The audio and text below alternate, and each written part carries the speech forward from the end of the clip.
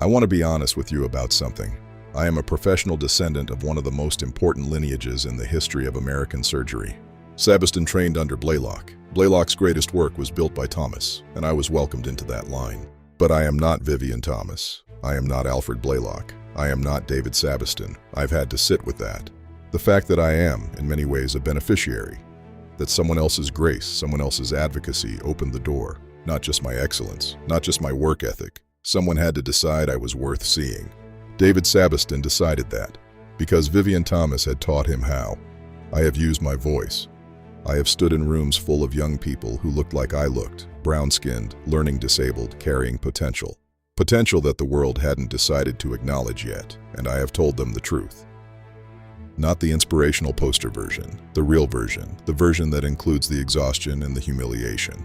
The days when the gap between where you are and where you want to be looks like a canyon. And the version that includes Vivian Thomas, the janitor who became the father of cardiovascular surgery. I've also told that story to kids who didn't look like me. Kids who had never been told the room wasn't theirs. Because this is not just a story about race or medicine or history. It is a story about seeing each other.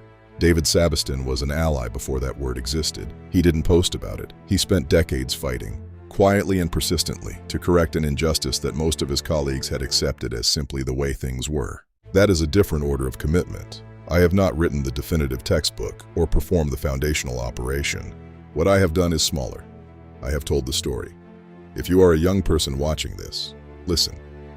If you are brown or black or learning disabled or afraid, I want you to hear me clearly. The room was not built for you, and you should be in it anyway.